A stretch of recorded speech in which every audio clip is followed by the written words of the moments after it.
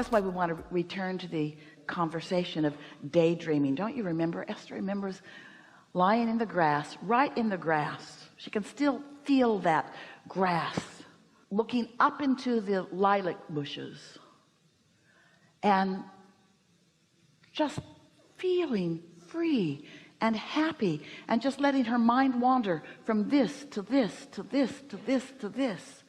And she had the benefit of a mother who trusted her, who didn't need to know where she was every minute of every day, who really didn't care where she was every minute of every day, who trusted in her well-being, who allowed Esther long, leisurely opportunities to just be and let her mind just move from pleasant thought to pleasant thought to pleasant thought. So Esther would follow the caterpillar over there, and the little train of ants over there, and the cat over there, and the bird over there. The beauty of life was just saying, come on, come on, come on, come on, come on, come on. That's who you all are. That's who you can be right now. There's nobody who is the boss of you. There's nobody who's the boss of you other than that as you've perceived them to be that. Just because they think they're the boss of you doesn't mean they can be the boss of you, because you can daydream around them. You can think whatever you choose to think. You can practice thinking when they are not there. You can practice in the privacy of your own mind. You can put yourself in bed and pretend that you're asleep while you daydream. You can float free with your thoughts, and you can join the understanding of who you are. Join your inner being's understanding of who you are. And then you can witness those dreams that only you knew, because you dreamed them and you didn't blab them to everybody. You didn't feel the need to ask for permission or for confirmation or to get somebody else to agree. You just let your mind, you're getting out ahead of it. You're getting out ahead of it. You just let your mind go where it naturally will if you're not holding it back. And you reveled in the feeling of that. And then you witnessed it taking form. And you understand why. That's what you came for. You didn't come to look for a problem and form a committee and solve the problem and get the reward and hang it on your wall and take pictures of it and be famous for that. You didn't come for that. You came in your full empowerment, knowing that you would be inspired to desire things that aren't yet. And they're so not yet, can't even describe them, can't even find the words about them at first. But as you let yourself just sense them and know them, they start to take form in your mind, and an idea occurs to you that hasn't before. And then you fill in around that idea with the things of this time-space reality that make sense to you, and then you witness that very thing taking form in a way that others will benefit by it. Inventors have been doing this for a long time, and you think they're rare, but you are equal in your inventing. You're inventing your own life experience. You're creating your own life experience. If we were standing in your physical shoes and we'd been listening in on this conversation that we've been having together today, and we were leaving this environment and we were thinking, now what? We would say to ourselves, I'm not going to try to remember one thing that was said, because I got it on a vibrational level. And my inner being heard all of it, and my inner being knows how ready I am to consciously know it. And my inner being will guide me now to life experiences that will help me to remember what I just heard a sort of advanced announcement of in this gathering. You are not ever going to be the same as a result of the resonance that you felt as we've been chewing here together today. You are vibrationally different, which means you are manifestationally different.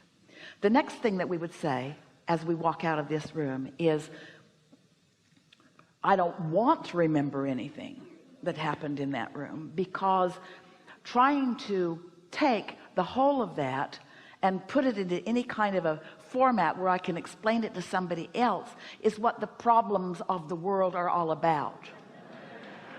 We're speaking from your perspective. We are all trying too hard to be understood or to be gotten. I want you to get me.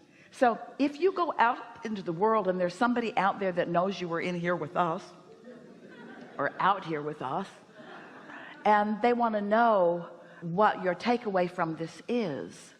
If we were standing in your physical shoes, we'd say something that I've sensed for a long time was confirmed to me, and that is that life is supposed to be fun.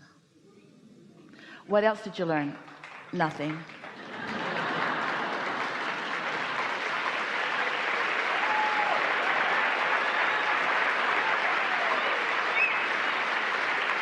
Oh, there was some hinting around that I've been trying too hard, and there was some hinting around that I'm not ever going to get it done, but mostly what I got is that life is supposed to be fun, and I have accepted that.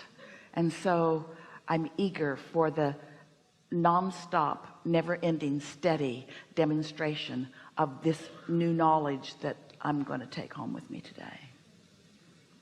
We've enjoyed this interaction the most of all, more than you can perceive all at once. But the satisfaction and pleasure that we have received as a result of co-creating with you, brilliant beings, that satisfaction that we feel and eagerness that we feel is going to be demonstrated by you in what comes next over the next hours and days. You're going to get whiffs and whiffs and whiffs and whiffs and whiffs and whiffs of the way we feel about your life. And the reason that you're going to feel it more is because together we've tuned to each other. We've tuned to you because you're right here up close, offering a vibration that we can't miss. So we've tuned to you. And even more important than that, you've tuned to us. So this co-creative dance that we are about is more emphatic now than usual. It's sort of like if you've ever had someone that you really care about make their transition for a little while, you can really feel their presence. They're closer to you, and all kinds of weird things happen that after a while don't happen so much because your focus is different. Well, it's a little bit like that, in that we've become vibrationally intertwined in a powerful way, which doesn't mean anything. We're not asking you to try to hold on to it, because there'll be plenty of other things that will happen that then you'll hold it, the next vehicle and the next one and the next one and the next one and the next one. We're just saying it to you because we think if you are expecting the demonstration of it, you'll be more likely to see it, and it will be even more satisfying as you are witnessing it. When you go outside's going to feel better than it's ever felt before. And when you get in your car, you're going to have a newfound appreciation for it. Really, you will. And traffic is going to feel different to you, and relationships that have been bothering you are not going to bother you so much. And the people that you love, you're going to feel such a strong feeling of love for them that they're going to worry about you just a little bit. Just a little bit. So take it easy and have fun and trust the process and be playful, and right alongside us, or us right alongside you, let's live happily ever after. And for now, we are complete.